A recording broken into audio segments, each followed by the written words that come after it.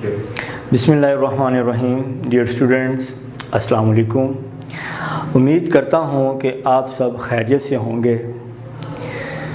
Last lecture में बात हुई थी साइंस की, बात हुई बायोलॉजी की और बात हुई डिविजन्स ऑफ बायोलॉजी की, लेकिन बात अभी कंटिन्यू है। जैसे साइंस को डिफरेंट ब्रांचेस में डिवाइड किया गया, इसी तरह से बायोलॉजी को 3 मेजर डिविजन्स में डिवाइड किया गया, लेकिन इल्म ऐसा कि दिन ब दिन बढ़ता ही चला गया और 3 डिविजन्स में डिवाइड करने के बाद भी बायोलॉजी को पढ़ना पढ़ाना मुश्किल हो गया। तो इन मुश्किलात को आसान बनाने के लिए मज़ीद ब्रांचेस बनाना पड़ी। तो आज हम इस टॉपिक में बात करेंगे डिफरेंट ब्रांचेस ऑफ बायोलॉजी की। तो आइए शुरू करते हैं। सबसे पहले बात करते हैं मॉर्फोलॉजी की। तो हमारा पहले से ही ये बयान रहा है कि हमने रटा नहीं लगाना, हमने मफ़हूम को समझकर पढ़ना है। अब यहाँ पर हमें वर्ड्स नज़र आ रहे हैं 2, मॉर्फ एंड लॉजी।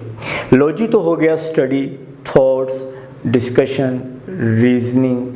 मॉर्फ कहते हैं फॉर्म को, बनावट को, स्ट्रक्चर को, किसी चीज़ की साख्त को।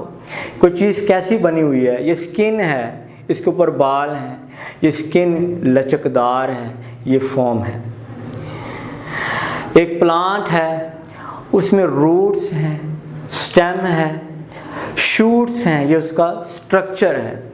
तो वो स्टडी जिसमें हम बात करते हैं प्लांट्स की, एनिमल्स की, उनकी फॉर्म और उनके स्ट्रक्चर की, ये स्टडी मॉर्फोलॉजी कहलाती है। फिर बात होगी एनाटमी की। एनाटमी मीन्स अबाउट बॉडी, यानी अपने जिस्म के बारे में जानना। So it is a study of internal structures of organisms. जानदारों की अंदरूनी डिटेल्स जानना, उनके ऑर्गन्स वो कैसे बने हुए हैं, उनमें कौन कौन सी लेयर्स हैं। मिसाल यहाँ पर डिस्कस करेंगे किडनी की। अगर एक किडनी को काटा जाए लंबाई के रुख और उसकी अंदरूनी साख्त देखी जाए कि कौन सी नाली उसमें से यूरिन लेके जा रही है, उसमें कौन सी आर्टरी आ रही है, उसमें कौन सी वेन आ रही है। किडनी की 2 लेयर्स हैं, आउटर लेयर और इनर लेयर। तो यहाँ पर हमने किडनी के इंटरनल स्ट्रक्चर के बारे में सीखा। तो students, the study of internal structure is anatomy. Next branch is histology. Now again 2 words, histo and logy, study, and histo means tissue. So, what is histology? It is a microscopic study of tissue. Tissue जो कि बहुत ही छोटे होते हैं, जैसे ये मेरी skin, इसमें टिश्यूज़ हैं, लेकिन उन टिश्यूज़ को मैं आम आंख से नहीं देख सकता। इनको देखने के लिए मुझे माइक्रोस्कोप की ज़रूरत पड़ेगी और माइक्रोस्कोप की मदद से जब मैं टिश्यूज़ को स्टडी करूँगा, उनका मुताला करूँगा, ये हिस्टोलॉजी कहलाएगी। इसी तरह से ह्यूमन स्टमक में ग्लैंडुलर टिश्यू है जो गैस्ट्रिक जूस बना रहा है, ऐसे केमिकल बना रहा है जो खुराक को हज़म करने में मदद देते हैं। और मसल टिश्यू जो मूवमेंट्स के ज़रिए फूड को मिक्स कर रहा है गैस्ट्रिक जूस के साथ और फूड को डाइजेस्ट होने में मदद दे रहा है। तो अगर हम माइक्रोस्कोप की मदद से इन टिश्यूज़ को स्टडी करेंगे, this study will be called histology. बात करते हैं स्टूडेंट्स सेल बायोलॉजी की।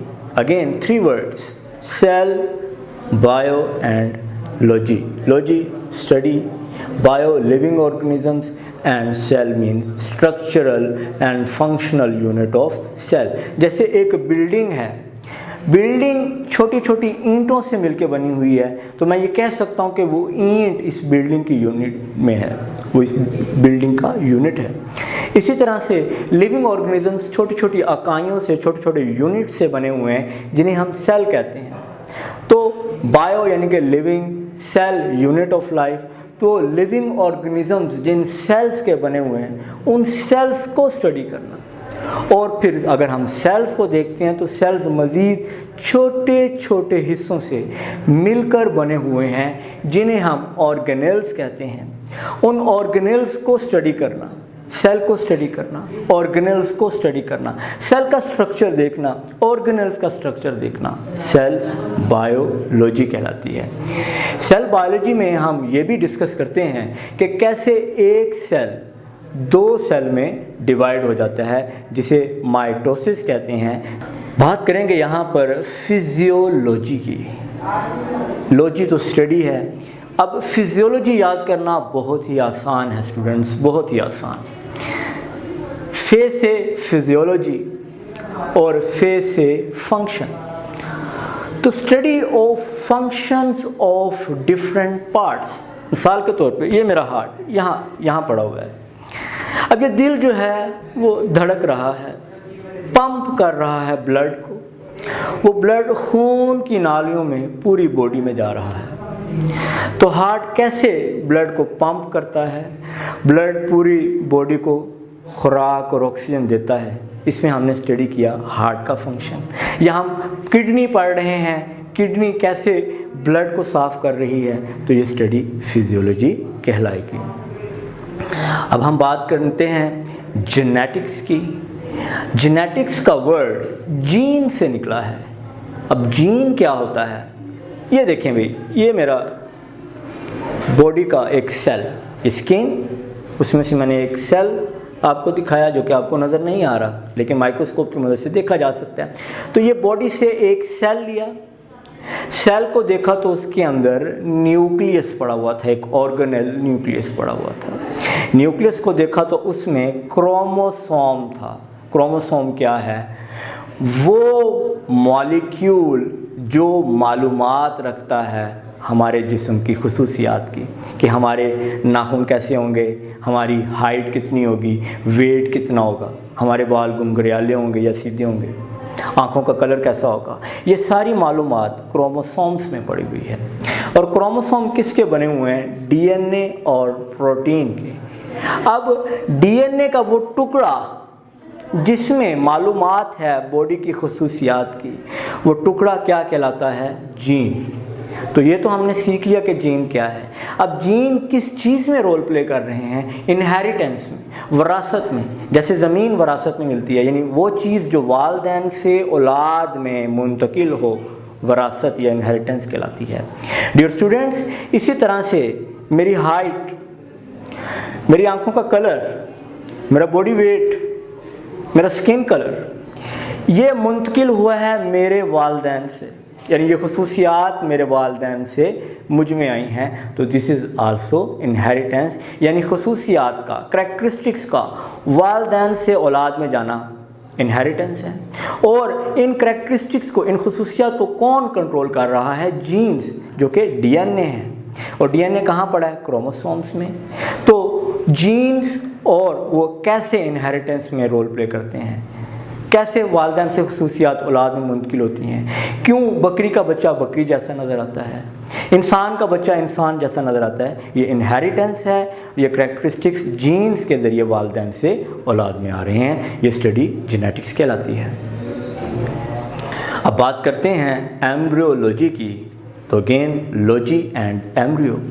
लॉजी तो होगी भाई study, embryo it is developmental stage of an organism. किसी जानदार की वो स्टेज, वो मरहला जिसमें वो नशो नमा पा रहा है, बढ़ रहा है, वो ख़ास स्टेज एम्ब्रियो कहलाती है। जैसे एक बीज, उसमें से पौधा भी निकलना है, तो उस बीज का एक छोटा सा हिस्सा जिससे पौधा बनेगा एम्ब्रियो है। तो कैसे एक एम्ब्रियो एक बड़े जानदार में तब्दील हो जाता है, study of development of embryo into adult, ये स्टडी एम्ब्रियोलॉजी कहलाती है। मिसाल के तौर पे एक अंडा है, उसमें ना गोश्त है ना हड्डी है, लेकिन मैं कहता हूँ कि अंडे में गोश्त और हड्डी भी बन जाती है। कैसे?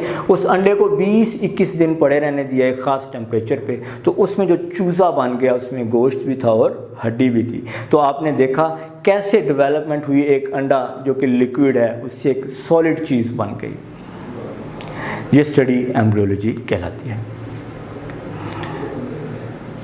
बात करेंगे टैक्सोनॉमी की, तो टैक्सोनॉमी स्टडी है नेमिंग और क्लासिफिकेशन की। नेमिंग यानी कि नाम देना। अब इसका मतलब ये नहीं है कि किसी बच्चे का नाम रख देना। नेमिंग से यहाँ पर मुराद है साइंटिफिक नेम, यानी किसी जानदार को साइंस की ज़बान में नाम देना। जैसे इंसान को पूरी दुनिया में होमो सैपियन के नाम से पुकारा जाता है, यानी scientific name of human being is homo sapien. और दूसरी चीज़ जो हम टैक्सोनॉमी में पढ़ते हैं वो है क्लासिफिकेशन। जैसे आपने 2 किंगडम्स पढ़े थे, प्लांट्स और एनिमल्स, तो यहाँ पर किंगडम ग्रुप है, ये क्लासिफिकेशन है, तकसीम है जानदारों को ग्रुप्स और सब ग्रुप्स में डिवाइड करना, ये क्लासिफिकेशन कहलाता है। तो कैसे बड़े ग्रुप्स किंगडम हैं, किंगडम से छोटे ग्रुप्स फाइला हैं, हर फाइलम में क्लास, फिर ऑर्डर, फैमिली, जीनस, स्पीशी, ये ग्रुपिंग है। बड़े और छोटे ग्रुप्स में जानदारों को तकसीम करना है, ये नेम देना, साइंसी नाम देना और क्लासीफाई करना हम टैक्सोनॉमी में पढ़ते हैं। डियर स्टूडेंट्स, आज के लिए इतना ही। इंशाल्लाह ब्रांचेस के साथ नेक्स्ट लेक्चर में फिर मुलाकात होगी। अपना ख्याल रखें, दुआ में याद रखें। अस्सलाम वालेकुम, अल्लाह हाफिज़।